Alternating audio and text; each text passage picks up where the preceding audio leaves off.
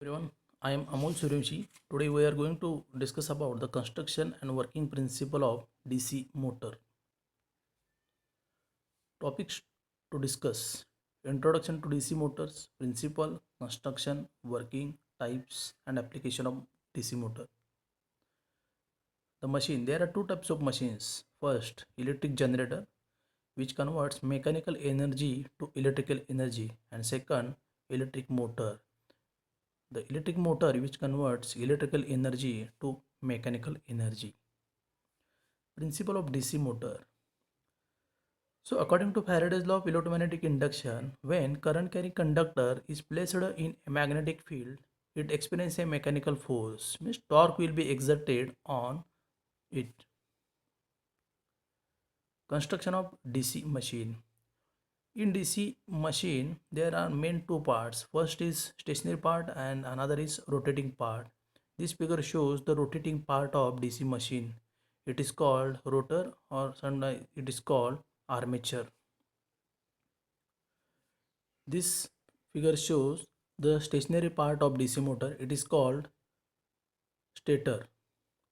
In this part, the body of the machine is made up by using cast iron. The field winding is made up of by using copper material. The pole inside the field winding it is made up by using silicon steel stampings which having high permeability and low reluctance. This figure shows the armature of the DC motor. By using number of silicon steel stampings, the rotor is made. For the stampings, high permeability and low reluctance material like silicon steel is used.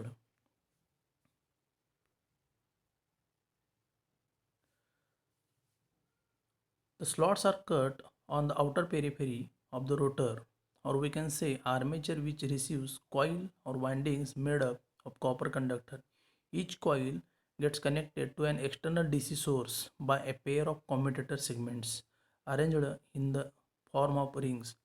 The commutator is made up by using hard drawn copper material, and each commutator segment is separated by using mica sheet or mica insulation. This figure shows the armature of DC motor.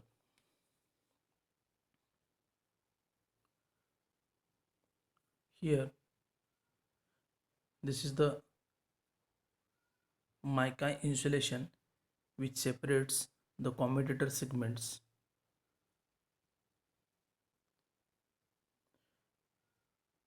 This is the armature of DC motor. Here, by using carbon brushes, we can provide the current to the armature winding.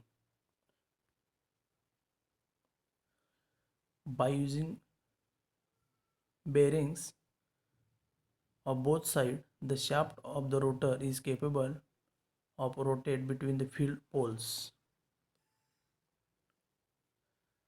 The brushes, carbon or graphite brushes, are used to provide the current to the armature winding. Now, working of DC motor. The direction of force is given by Fleming's left hand rule, and its magnitude is given by F is equal to BIL, where B is the magnetic density, current, L is length of conductor within the magnetic field. Now, what is the Fleming left hand rule? If we stretch our first finger, middle finger, and thumb of left hand to be perpendicular to each other, and the direction of magnetic field is represented by the first finger, direction of current is represented by the middle finger, and thumb represents the direction of force expressed by the current carrying conductor. Here, this figure shows how DC motor operates. The current carrying conductor placed in a magnetic field, it experiences a mechanical force or twisting torque will be exerted on the rotating conductor. Here, by using carbon brushes, we have to provide the current to the armature. Here the stator magnets, these are the permanent magnets which produce the magnetic field. Means current carrying conductor placed in a magnetic field, it experiences a mechanical force. Now types of DC motors. DC motors are three types.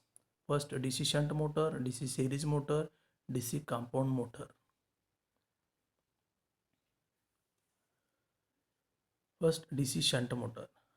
According to types of connections of armature winding and field winding, the motor are classified. The parallel combination of two windings is connected across common DC power supply. The resistance of DC shunt field winding is always higher than that is armature winding. This is because the number of turns for the field winding is more than that of armature winding. The cross-sectional area of the wire used for field winding is smaller than that of the wire used for armature winding. DC series motor. In DC series motor, armature winding and field winding both are connected series with each other. The current passing through the series winding is same as the armature current. Therefore, the series field winding has fewer turns of thick wire than the shunt field winding. Also, therefore, the field winding will possess a low resistance than armature winding. Long shunt compound motor. In this, the series winding is connected in series with the armature winding and the shunt winding is connected in parallel with armature connection. Short shunt compound motor. In short shunt compound motor, the series winding is connected in series to the parallel combination of armature and the shunt winding. This is done to get good starting torque and constant speed characteristics. Now application of DC motors. DC shunt motor are used in lathes, fans, pump, disc and bandsaw drive requiring moderate torques. DC series motor. In DC series motor are mostly used electric traction because having high starting torque. Also DC series motor are used high speed tools. DC compound motor are used in rolling mills and other loads requiring large momentary torques. These are the applications of DC motors. Thank you.